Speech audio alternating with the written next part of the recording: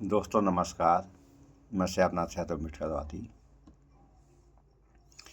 बलिया में नरही थाना पड़ता है और नरही थाने के पुलिस विभाग के 2 लोग रुदल यादव नामक आदमी को उठाकर ले जाते हैं और उसके साथ होता क्या है थोड़ा सा आप लोग वीडियो में देख लें, फिर आगे बात हो।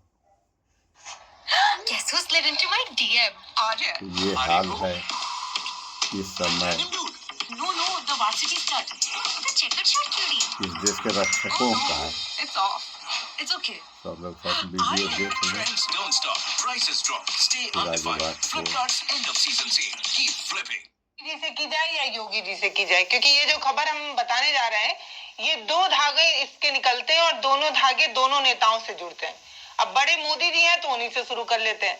मोदी जी झारखंड, गुजरात और इस बार के चुनाव में बार बार तो यही कह रहे थे ना कि अगर कांग्रेस वालों की सरकार बन गई तो देखना तुम्हारी 2 भैंसे होंगी, एक चुरा कर ले जाएंगे। इस तरीके का बयान मोदी जी ने अलग अलग मंचों से दिया था, लेकिन किसी ने ये सोचा नहीं था कि मोदी जी जो ये बयान दे रहे हैं वो कभी सच भी होगा। लेकिन वो जो बयान दे रहे थे वो कांग्रेस वालों के लिए नहीं दे रहे थे, वो उत्तर प्रदेश के पुलिस के लिए दे रहे थे। ये जो खबर है वो बलिया की है और बलिया में कैसे एक पशु चराने वाले एक पशुपालक को यूपी पुलिस ने ऐसे मजबूर कर दिया कि उसे अपनी भैंस तक बेचनी पड़ गई। 55% टैक्स नाखશે તમારી પાસે 2 ભેંસ હોય તો એક ભેંસ કોંગ્રેસ વાળા કહે છે સરકાર માં આપી દો, એક તમારા છોકરાને આપવાની, કેમ તો અમારી એક ભેંસ અમારી વોટ બેંક में આપવાની। ये खबर अब योगी जी से इसलिए जुड़ती है क्योंकि योगी जी सुबह से लेकर शाम तक और शाम से लेकर सुबह तक हर मंच पर बार बार ये कहते हैं कि आपको लॉ एंड ऑर्डर देखना हो, कानून व्यवस्था की असली चीज देखनी हो तो आपको उत्तर प्रदेश आ जाना चाहिए। ये तो सुना ही होगा आपने। तो उत्तर प्रदेश की एक मिसाल फिर से पेश करने जा रहे हैं और यूपी पुलिस की तारीफ में एक और खबर बताने जा रहे हैं।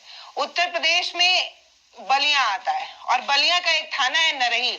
ये वही थाना है जहां पर अवैध वसूली का रिकॉर्ड इस थाने ने बनाया था।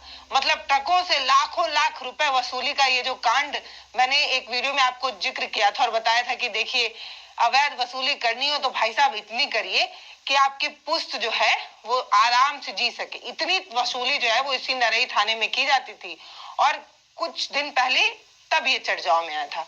आज ये नरही थाना इसलिए चर्चाओं में आ गया क्योंकि एक आम इंसान को भैंस चराते हुए एक आम इंसान को इसी थाने के 2 कांस्टेबल उठा कर ले जाते हैं।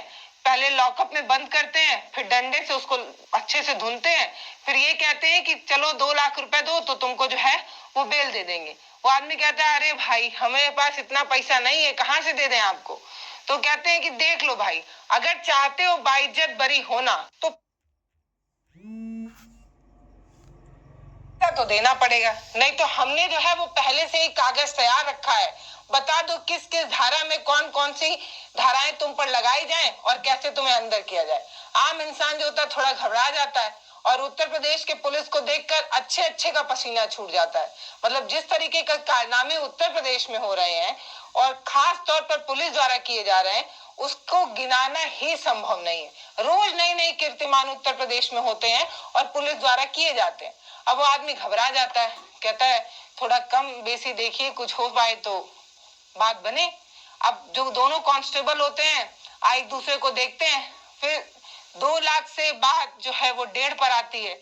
1.5 पर भी वो आदमी गिड़गिड़ाने लगता है, कहता है बहुत गरीब है भाई, इतना पैसा नहीं है हमारे पास, हम बहुत मिडिल से भी गरीब परिवार से आते हैं। उनके कहने का मतलब ये था, उनकी भाषा भी मैं आपको सुनाऊंगी। ये जो शख्स है उसकी मजबूरी भी आप सुन पाएंगे। हालांकि ये जो वीडियो है वो भोजपुरी में है, आपको समझने में थोड़ी दिक्कत तो होगी, लेकिन उसकी बेबसी समझने में आपको बिल्कुल दिक्कत नहीं आएगी। वो बता रहा है कि कैसे वो अपनी भैंस को चरा रहा था। उस वक्त 2 कांस्टेबल उसे आते हैं और पहले उससे पूछते हैं कि तुम्हारे भाई कहाँ हैं, तुम्हारे भाई के खिलाफ मुकदमा है। वो कहता रह जाता है कि हमारे भाई से लेना देना नहीं है, मेरे भाई से कई महीने कई सालों से हमारी कोई बातचीत नहीं चल रही है। लेकिन इसके बावजूद भी दोनों कांस्टेबल जबरदस्ती उसको उठाकर ले जाते हैं। ये बात कहने के बाद फिर मार मुरव्वत पर 1 लाख रुपए में डील डन हो जाती है। अभी भी वो इंसान यही कह रहा है, हमारे पास पैसा नहीं है भैया। तो कहते हैं ठीक है, जो भैंसिया चरा रहे थे खेतवा में वही भैंसिया बेच दो। और बेचने में भी पता है इन्हीं दोनों कांस्टेबल ने ही मदद की, फिर वो भैंस बिकती है। 80-80 हजार में बिक जाती है। बाकी का पैसा इस इंसान को अपने दोस्त से मांगना पड़ जाता है और तब जाकर 1 लाख रुपए कैसे भी तय होता है और वो 1 लाख रुपए इन 2 कांस्टेबल द्वारा चिताए गए किसी इंसान के मोबाइल पर जब ये शख्स भिजवा देता है तब जाकर इसको जो है वो बाइज्जत बरी किया जाता है। अब आप समझ सकते हैं कि उत्तर प्रदेश पुलिस के कब्जे में अगर आप आ गए हैं तो आप पर किसी भी धारा में कभी भी मुकदमा दर्ज कराया जा सकता है अगर आपके पास पैसा ना हो और खास तौर पर भैंस गाय ना हो तो। अब मुझे समझ में आ रहा रुदल यादव है कि क्या मोदी कर जी रहे ने हैं मंच जरा पर ये क्यों भी कहा सुन था कि लीजिए अगर आप आपके लोग। पास 2 भैंस हुई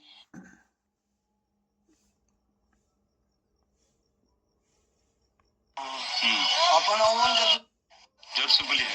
बिक जाती है, उस तरीके की चीज होती है किसी किसान के लिए बैल गाय और बकरी और भैंसों का होना। बाकी रुदल यादव क्या कह रहे हैं सुनिए। जोर से बोलिए। क्या नाम हो? रुदल यादव। कहाँ के रहे वाला? भरौली। का कल मामला हुई बता रहा? हम बगीचा में बैठ के भैंस चरावत रहे अपन अवन जा 2 दिन सिविल में हमरा के डायरेक्ट उठावन जा कहतन जे का नाम हम बोले रुदल यादव हमरा के डायरेक्ट बैठा के थाना पे ले जात रहन जा। पहले इन्होंने खूब पैसा के बारे में कहत रहन जा अपने में कौशल से रहन कौशल पसवा हमके थाना में लगवन जा पैसा के लगवन जा कहे तो 1.5 लाख 2.5 लाख कुल करत रहन जा तो 1 लाख रुपया कहनी हमरा के गोल पे मार देवन जा तो पैसा सटा रही ये अपने रूम में हमके घुसा ले रहन जा। आखिर तारा के काहे खातिर लेगो? हमरा के ले गवन जा हम भाई के चलते कहतन तोर भाई तुम तक भाई से हमरा मतलब रहबे ना करला। अच्छा हां तो ले जाके थाना में बंद कर दियो जा। थाना में ना बंद करन जा थाना में घुसा देले रहन जा अपन रूम में बंद करन जा ऑफिस में ना गेल हम ऑफिस में ना। तो 1 लाख रुपया कैसे देला तू? मोबाइल से दलवाने और का करवन जा तारा के जब पैसा डला गुए तो? पैसा डला गुए तो इज्जत से हमरा कब छोड़ देवन कहतन जे चल जा निकल जा। एसपी विक्रांत वीर ये बताते हैं कि 25 नवंबर को उस समय ये घटना सामने आई थी जब भरोली गांव के निवासी रुदल यादव नरई थाने में आते हैं और शिकायत दर्ज कराते हैं। यादव ने आरोप लगाया कि कांस्टेबल कौशल सिंह और शिलाल बिंद ने जबरन उन्हें पुलिस थाने में ले गए, वहां पर डंडे से मारपीट की, इस तरीके की बात सामने आई। बैरक में ले जाकर बंद कर दिया और 1 लाख रुपए की मांग करने लगे। जबरन कई दस्तावेजों पर साइन भी कराए। ये बात एसपी विक्रांत वीर बता रहे हैं। वो ये भी बताते हैं कि दोषी पाए जाने के बाद दोनों पुलिस वालों को तत्काल प्रभाव से निलंबित किया गया है और उनके खिलाफ आपराधिक साजिश के तहत अवैध दबाव डालने वाले मामले भी जो है उन पर दर्ज किए गए। ये उनका स्टेटमेंट है, एसपी साहब का स्टेटमेंट है। ऐसे ही अपने कांस्टेबल को इस तरीके की बात वो नहीं कह रहे होंगे। जरूर कोई तत्कालीन जांच की गई होगी और उसमें इस बात की पुष्टि हुई होगी कि तनख्वाह मिलने के बाद भी खाकी वर्दी के ये जो जवान है इनका पेट तनख्वाह से नहीं भर पा रहा है, इसीलिए कभी ये किसी गरीब को चूसने को तैयार होते हैं, कभी किसी किसान को चूसना चाहते हैं, कभी किसी मजबूर को चूसना चाहते हैं। न जाने क्या स्वाद मिलता है इस गरीबों के खून में जो हर इंसान इसी को चूसने में लगा है। हिम्मत है तो किसी पूंजीपति किसी अमीर के घर जाकर दबिश देकर दिखाइए, आपका औकात और आपका जो भी पद है उसको नाप लिया जाएगा तुरंत। लेकिन अफसोस कि इस तरीके के चीजों पर एक्शन नहीं होता है।